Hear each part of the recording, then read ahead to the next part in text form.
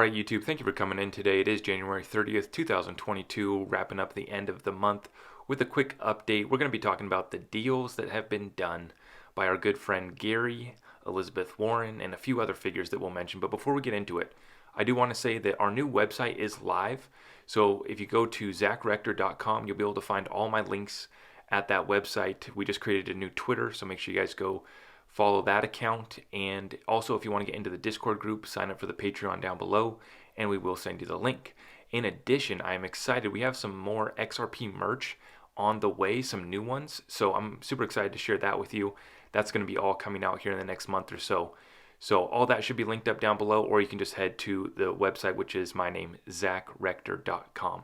Thank you so much for tuning in. Okay, let's get into these plans that Gary, Elizabeth, Joe, and no telling Yellen have planned for us. Okay, let's get it. Now, before I remind everyone who Elizabeth Warren is and what she's about, I do want to say that I do think that Gary, Elizabeth, Janet Yellen, and even Joe, our good friend running the country, are good people. You know, I think they're good folks and they're trying to do good things. Okay, so let's go through the campaign slogans from her most recent campaign in 2020. We have persist, dream big, fight hard, big structural change, and her unofficial one, but it's my favorite, I have a plan for that. So she definitely, most definitely has a plan for this cryptocurrency space, and she's worried about those $50 Ethereum gas fees that you're paying. So let's see what they have planned for us. So I will link this article down below. This is from the Crypto Briefing, and they say we have a new SEC proposal could be a disaster for DeFi exchanges. Now we know that DeFi has been one of the main targets along with stablecoins. Let's see what they got planned. So the key takeaways are a new SEC proposal looking to expand the definition of a securities exchange could threaten DeFi. The proposal aims to broaden the definition of an exchange to any system allowing buyers and sellers to communicate their securities trading interest. If enacted, the proposal would likely make it impossible for decentralized exchanges to comply with SEC regulations. So not only are they going after exchanges, but they're broadening the definition of what an exchange actually is. So specifically, the proposal aims to move the SEC's definition away from systems that match securities orders using a traditional order book to any system allowing buyers and sellers to communicate their securities trading interest.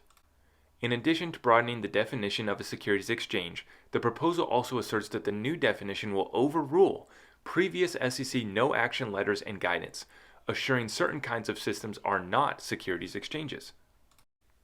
So what does this mean? Under this new definition, decentralized exchanges such as Uniswap would be subject to SEC regulations and would therefore need to register with the SEC as a securities broker.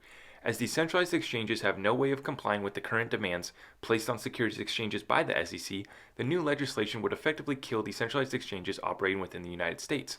Now, I do want to mention, we've already seen that exchanges like Coinbase have already filed and became securities brokers. So Coinbase, a more centralized exchange, is already positioned to take this on, to handle these new regulations that they're looking to pass, something that I thought should be worth noting. Now I want to give a huge shout out to Hester Pierce, who is mentioned in this article. It goes on to say that Pierce also pointed out that the Commission has only given the public 30 days to read, understand, and consider the proposal. She commented that it would be unconsciously reckless to limit discussion to 1 month for a decision that will likely affect the $22 trillion Treasury market in new and unforeseeable ways. And it most definitely is reckless. But here's what's going on, guys. The interest in the money of the banks is at stake. And so they've gone to the SEC, they've gone to Joe Biden, they've gone to the Treasury Department. They're talking with Elizabeth Warren and cutting checks to our politicians who sell out the American people each day for these interests of Goldman Sachs, of all the other banks that we talk about, right?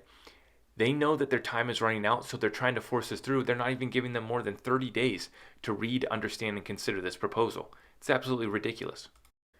SEC Chair Gary Gensler has frequently stated that he believes the SEC should be regulating DeFi protocols and exchanges. Gensler also asserted that many DeFi tokens likely fall under the category of securities, while also stating that the DeFi will need to operate under a public policy framework in order to have any relevance 5 and 10 years from now. And he's also said that every single ICO that he's seen is an unregistered securities offering. So they most definitely are coming, and this is the definition, this is how Gary views this space. And it's most definitely because it's a threat to his friends at Goldman Sachs and others. And so, Gary The way that this is working out is that Gary won't have to be the bad guy, right? This is about to come from an executive order from our good friend Joe, and he's going to hand over the reins to Treasury Secretary Janet Yellen, who I'm going to get into next, what they're considering there at the Treasury Department. So Gary, he's going to come across as the good guy in all this, just looking to protect investors as they so claim they are doing at the SEC.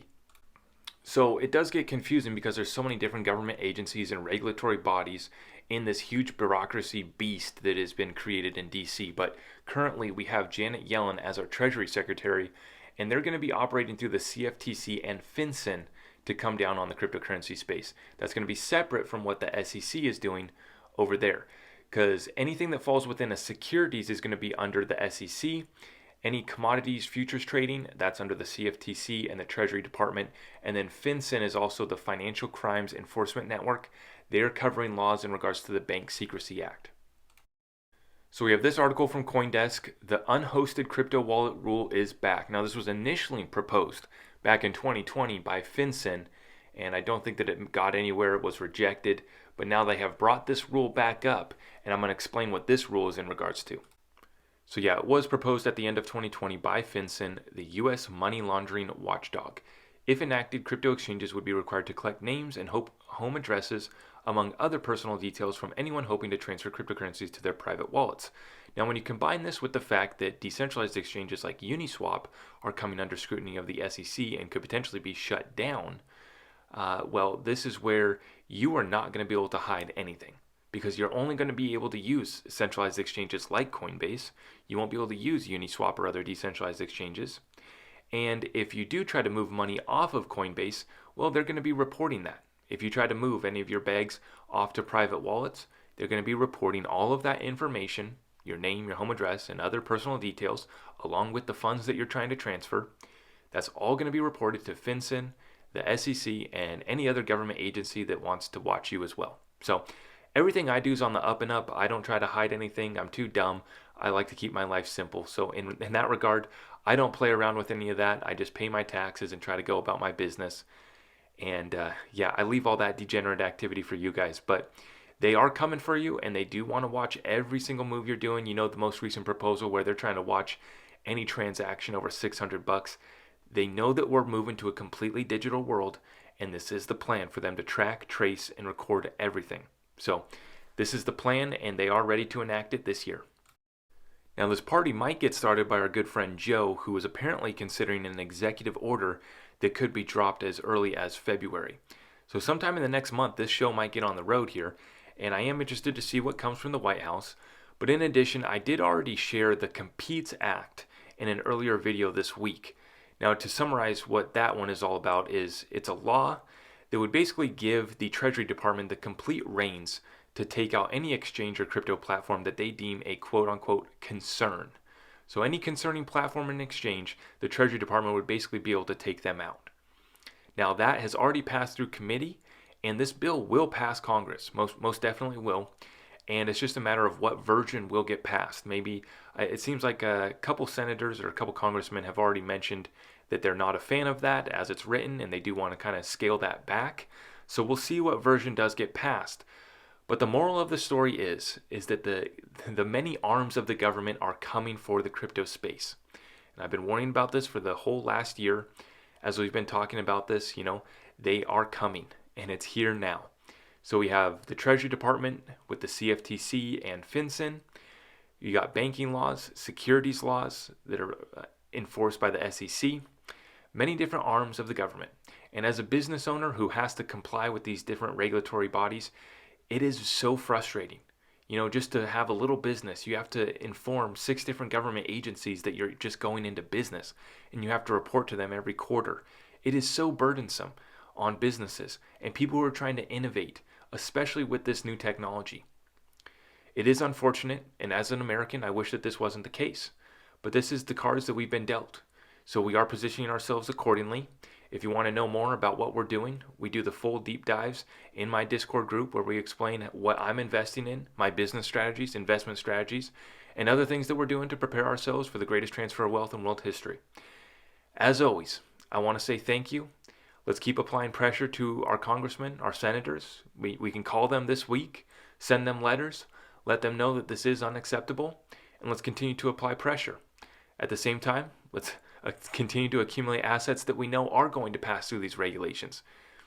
I want to remind everyone before we head out that the FinCEN, the Financial Crimes Enforcement Network, already has a settlement with Ripple back in 2015 where XRP was deemed a virtual currency. So I'm sleeping fine at night because I've positioned myself accordingly. I would recommend you guys to consider the same. So as always, thank you. We'll make sure to see you guys in the next one, and we'll keep on bringing it. Thank you so much. We're about to hit 20,000 subscribers on YouTube. Make sure to hit that notification bell so you know when we're going live, and we'll keep on bringing it for you. Thank you. We'll see you in the next one.